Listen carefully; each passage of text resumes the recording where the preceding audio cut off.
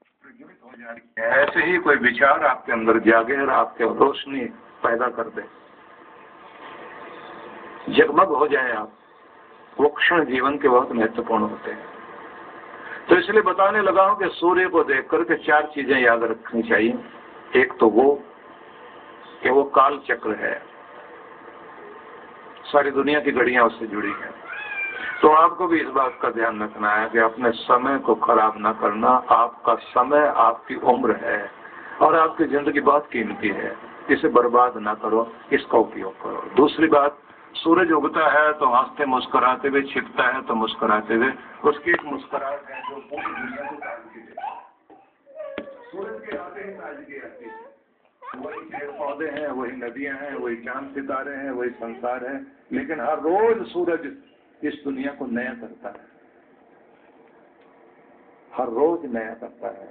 तो मैं भी यही कहूंगा, आप जहां पहुंचे नया कर दो उनको, अपने रिश्तों को नया कर दो, अपने बैठने को नया कर दो, नयापन जिंदगी में जुड़ जाए, ताजगी आ जाए।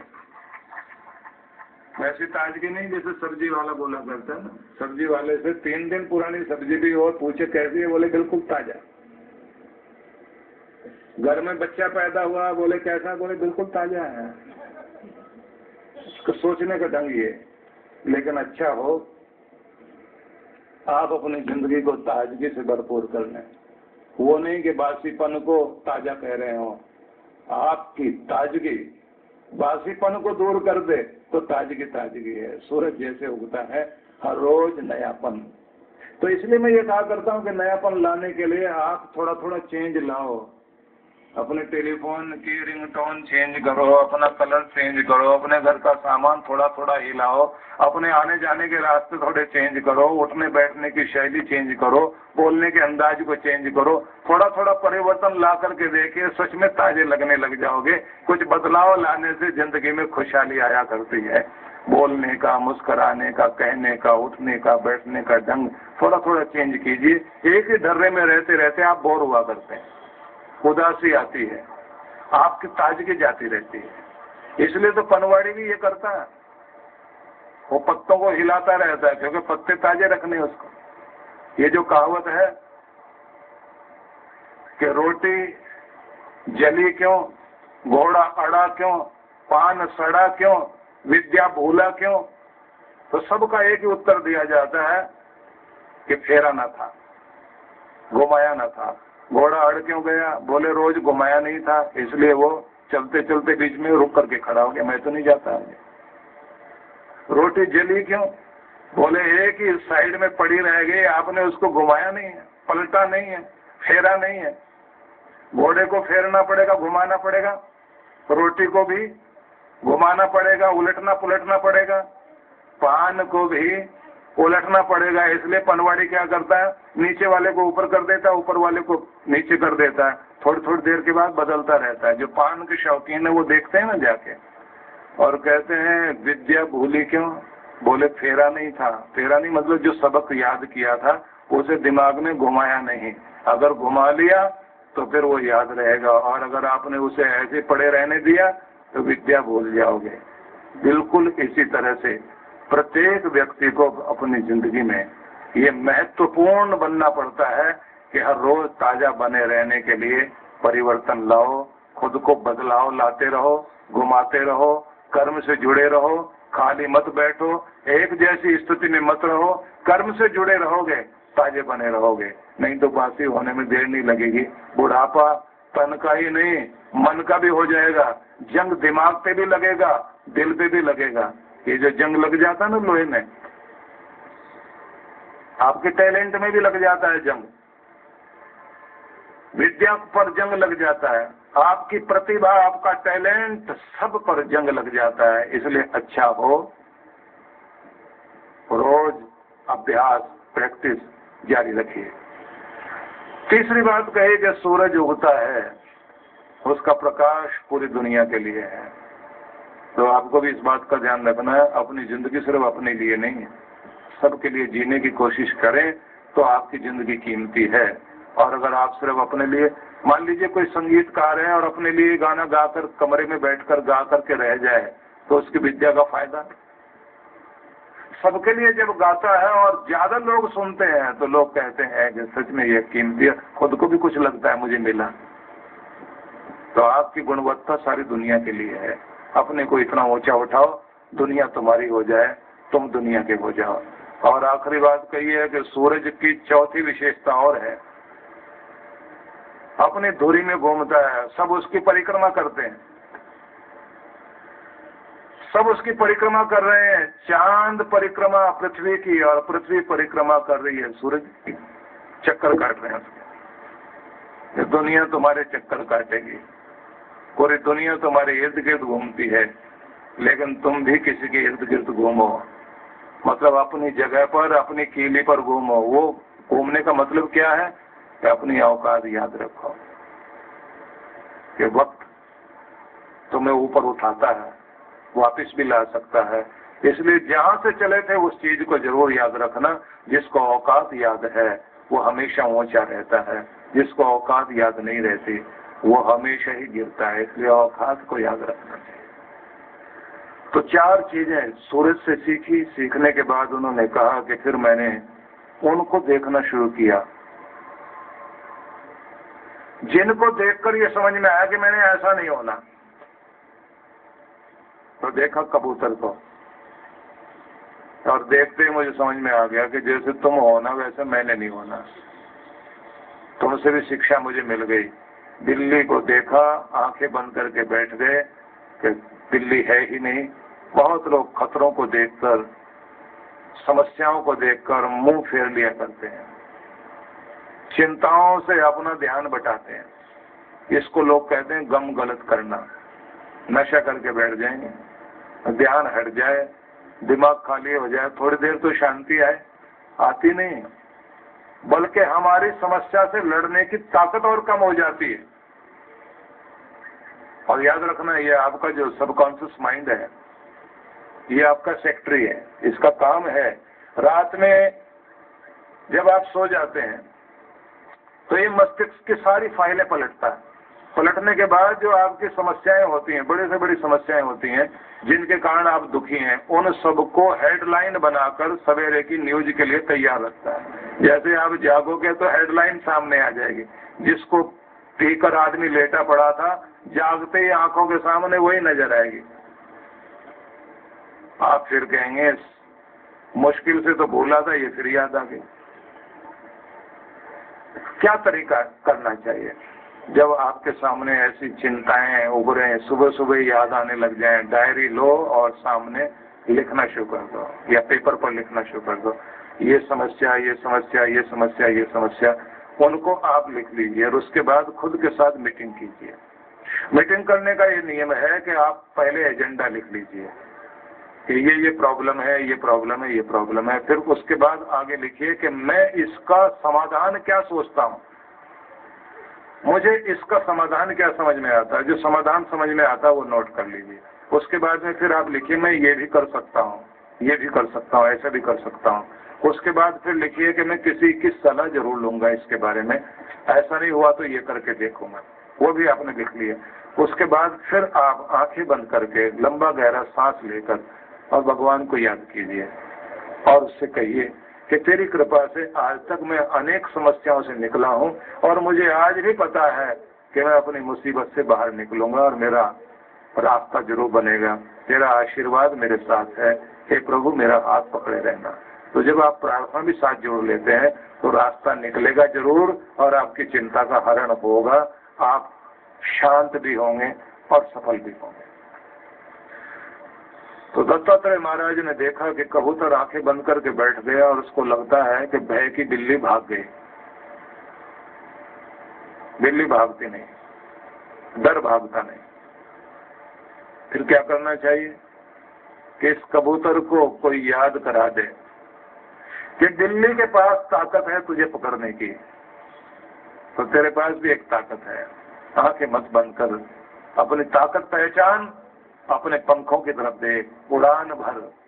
बिल्ली की हिम्मत नहीं है कि आसमान तक पहुंच सके, वो तो तू ही पहुंच सकता है। अगर उसके पास खाने की ताकत है, मारने की ताकत है, उड़ने की ताकत तेरे पास भी है।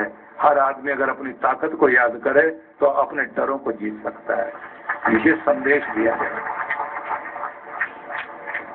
इसको आप भी याद कीजिए। चींटी के पास भी एक ताकत है, कीड़े मकोड़ों के पास भी एक ताकत है, अगर वो उसको समझ सके। और अगर नहीं समझ सके तो फिर कुछ भी नहीं। भय जिंदगी में सबके है, डरता हर कोई है, डर हर किसी को लगता है, लेकिन डर का सामना करने की ताकत सबके पास होती है, पर उसको जानता प्रयोग करता हर कोई नहीं है। कृष्ण भगवान ने इसलिए तरह तरह के प्रयोग जिंदगी के लिए सिखाए समझाए। उनमें से एक प्रयोग उनका था जो उनकी लीलाओं में आता है कि उन्होंने कालिया दह में कालिया नाग के सिर पर पांव रखकर हाथ में बांसुरी पकड़कर नृत्य किया था। और ये इस तरह के चित्रकारों ने चित्र बनाए, आपने जगह जगह देखे होंगे, लोग घरों में लगा लेते हैं, मंदिरों में झांकियां बन जाती हैं कि नाग के फनों पर कृष्ण बांसुरी बजा रहे हैं। हम लोगों को तमाशा देखने की आदत है, वो देखा और चले गए अपने घर में, पर ये भूल जाते नाग कोई और नहीं, भय है। और भय का एक फन नहीं होता, 1000 होते हैं, तो उसके भी 1000 फन थे। वो नहीं कि सिर पर पांव रख करके कृष्ण ने बांसुरी बजाए कि वही जिंदगी जी सकता है और भगवत्ता प्राप्त कर सकता है जो भय के फन पर पांव रखकर नृत्य करने की हिम्मत रखता हो। ये कृष्ण सिखाता है। अपने डर पर पांव रखना सीखो, मतलब आंखें मिलाना सीखो डर की तरफ। महिलाएं पिट रही हो घर में, अगर सामना करने की हिम्मत है तो किसी की हिम्मत नहीं है जो उंगली भी दिखा सके। अत्याचार इसलिए बढ़ता है कि उसे बर्दाश्त करने वाले ज्यादा हैं। अत्याचार का सामना करने की हिम्मत जिस दिन आपने शुरू कर दी, उंगली भी नहीं उठा सकता कोई, थप्पड़ की तो बात क्या। इसलिए याद रख लीजिए, शक्ति है आप में। और ये मत डरो कि फिर मेरा क्या होगा, फिर मेरा क्या होगा। आपने वो कहानी सुनी है, उसका सार याद कर लीजिए, क्योंकि ये मैं इसलिए सुनाया करता हूँ कि लोगों को समझ आ जाए।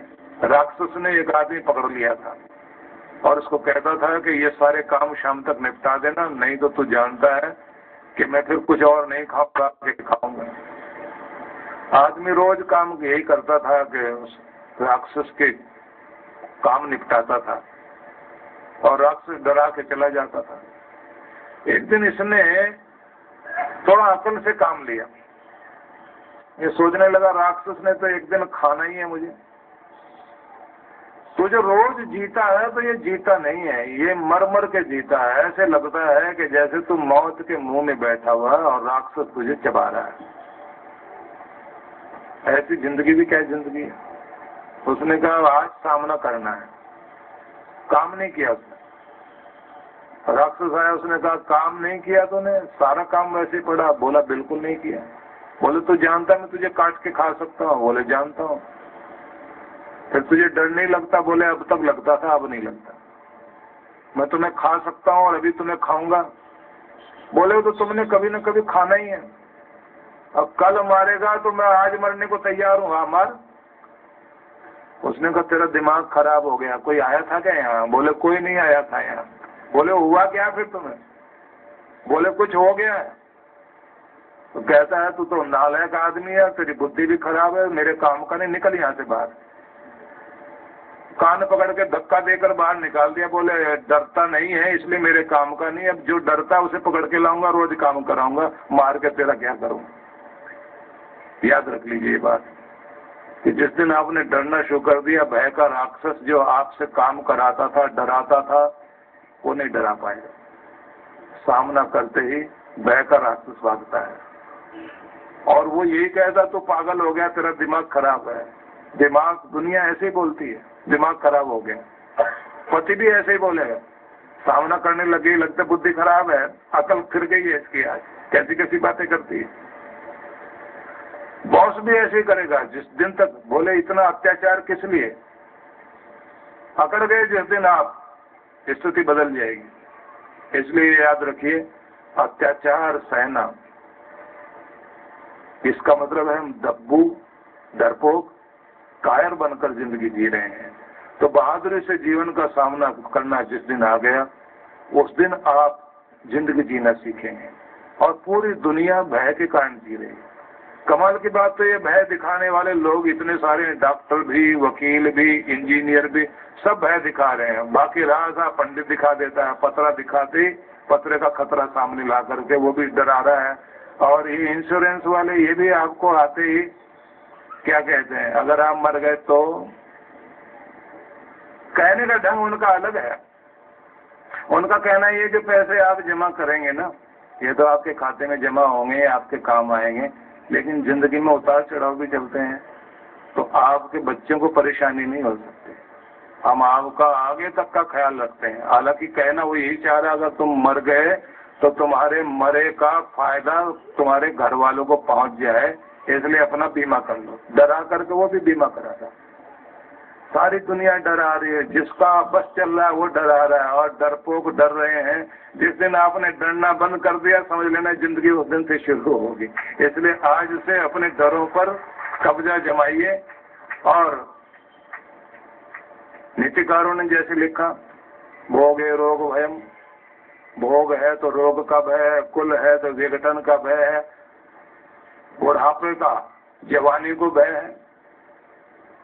हर एक रूप में इंसान के जिंदगी के साथ भय चल रहा है। लेकिन जिस दिन आप निर्भय हो जाते हैं, परमात्मा का नाम निर्भयता प्रदान करता है, तो कहा है अपनी शक्ति को जिस दिन आप पहचान जाओगे तो आप अपने डरों को जीत पाओगे। दत्तात्रेय महाराज ने कहा कि कबूतर को देखा तो समझ नहीं आया कि ये जिंदगी अच्छी नहीं, जिंदगी अच्छी वो है जो डर के आगे आंखें बंद ना करे, आंखें खोलकर अपनी शक्ति को याद करे। कि मैंने शिक्षा याद की कि तुम याद करो तुम्हारे पास क्या ताकत है। इसलिए अब तक व्याख्याकारों ने सिर्फ इतनी ही व्याख्या की कि कबूतर आंखें बंद कर लेता बिल्ली को देखकर, वो डरता है, तो उन्होंने ये समझा कि हमें डरना नहीं चाहिए। लेकिन ये नहीं समझा गया कि उनको ये भी उन्होंने शिक्षा दी कि कबूतर को सिर्फ डर को देख करके आंखें बंद करने की आदत नहीं बनानी, बल्कि आंखें खोलकर अपनी शक्ति को भी पहचानना है। कि अगर तुम आंखें खोल सको और अपने को पहचान लो तो डर नीचे रह जाएगा, तुम आसमान की ऊंचाइयों तक पहुंच सकते हो, तुम्हारे अंदर इतनी ताकत है। परम पूज्य सुधांशु जी महाराज के पावन सानिध्य में सत्संग एवं स्वाधीनता दिवस के अवसर पर रेड क्रॉस के सहयोग से रक्तदान शिविर गुरुवार 15 अगस्त 2013 समय प्रातः 10 बजे से, स्थान करुणा सिंधु धर्मार्थ अस्पताल, आनंद धाम आश्रम, बक्करवाला मार्ग, नागलोई नजफगढ़ रोड, नई दिल्ली 41। आयोजक विश्व जागृति मिशन, युवा मंच। फोन 01128342013 और 01165267551। जन कल्याण का शंख फूंकने वाले परम पूज्य सद्गुरुदेव श्री सुधांशु जी महाराज की सत्प्रेरणा एवं अथक प्रयासों से समाज के दीनहीन, गरीब जनों, उपेक्षित वृद्ध जनों, अनाथों की पीड़ा हरने के लिए प्रारंभ विभिन्न सेवा। सावधानी भी रखनी चाहिए। आगे चलकर अगर ऐसी गलती होगी तो बहुत मुश्किल में पड़ सकते हैं। वीरेन, वो विधि के जो सरोगेसी के कागजात थे वो फाइनल करने से पहले अच्छी तरह से चेक कर लिया था ना? अफकोर्स अंकल, वो सही तरह से जांच करके साइन किया। चलो ये तो अच्छा हो गया कि विधि की शादी नहीं हुई। अगर विधि की शादी हो जाती तो उस कागजात पर विधि के साथ साथ उसके पति के भी सिग्नेचर लेने पड़ते और फिर कानूनन विधि तुम्हारे बच्चे की सरोगेट बन सकती थी। चलो वो मुद्दा तो अभी उठता ही नहीं है क्योंकि विधि की शादी नहीं हुई। हाँ वीरेन, नेक्स्ट टाइम नो लापरवाही। चलो ये तो अच्छा हो गया कि विधि की शादी नहीं हुई। अगर विधि की शादी हो जाती तो उस कागजात पर विधि के साथ साथ उसके पति के भी सिग्नेचर लेने पड़ते हैं। बताओ बेटी, तुम शादी क्यों नहीं करना चाहते?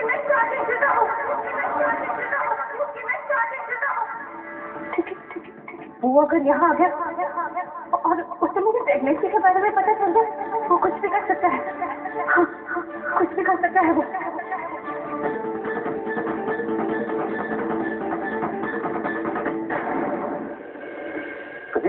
तुम्हारे पति से डॉक्यूमेंट पर सिग्नेचर थी। जब बेबी हो जाएगा तब उस बेबी पर उसका बिल्कुल हक नहीं होगा।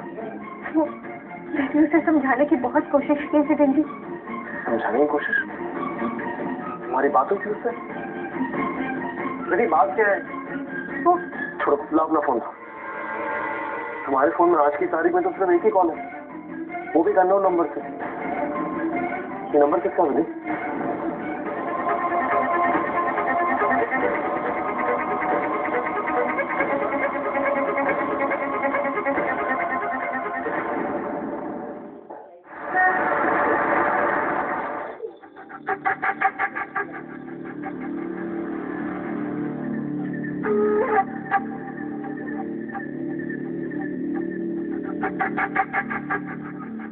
जब अपनी सहेलियों को बताऊंगी कि मैं शाहरुख खान से मिलके आई हूँ तो वो तो पागल ही हो जाएंगी। लेकिन ये खुशी शाहरुख जी से मिलने की है या संध्या भाभी के जीतने की? दोनों की।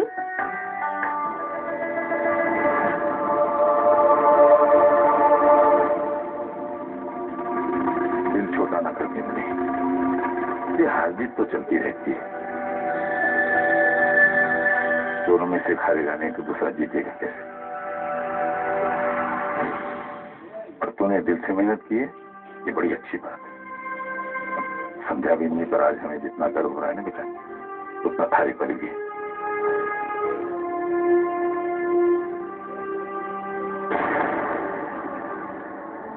इन दोनों चाबियों में से किसी एक चाबी में छुप है। ये चाबी हमारे घर की है। अगर आज तो ये प्रतियोगिता हार कर आ गई तो ये चाबी मैं तले से उड़ा दूंगी।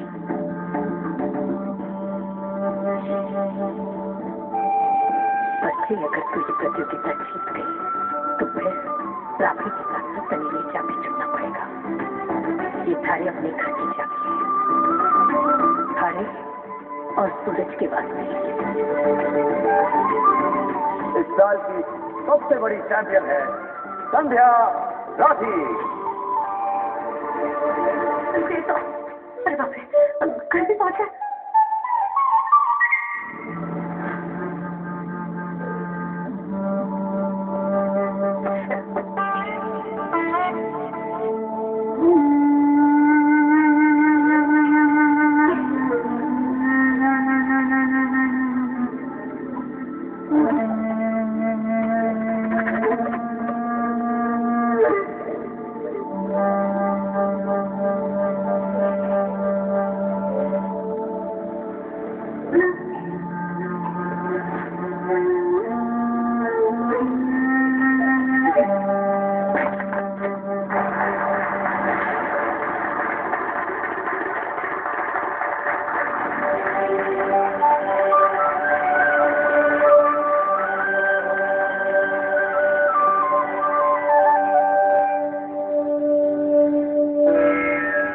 संतुड़ी, अब मैं तेरे लिए इतनी पढ़ाई होगी कि तू इतनी बातें मेरे से छुपा लगी। हाँ, अरे वो तो विक्रम ही चौक है तेरे से, जो मारे को बता दियो कि संध्या बीननी आपका जन्मदिन का दिन इतनी बड़ी ट्रॉफी जीत कर लाई है। और माने सुझाव भी दियो कि पहली से उठाकर हर लोगों को स्वागत करूं। और वो ये बोला कि ना सरप्राइज दे। हाँ,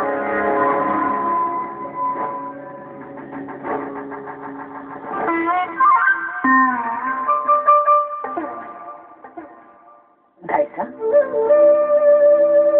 दरवाजे पर ही खड़ी खड़ी सारी बातें करोगी, अंदर ना चलो। हाँ हाँ आ।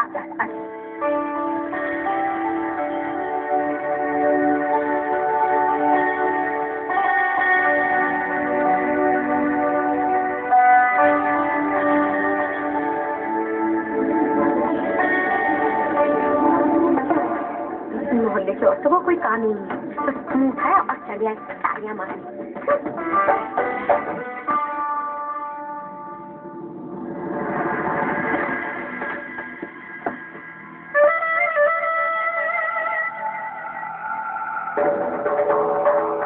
डाइटर की पूरी मंडी ने ना सारा प्रोग्राम ही खराब कर दिया। तो थारे बारे में पता चले गोली तो धड़म धड़म गिरेगा या फिर पानी भरने के काम आएगा।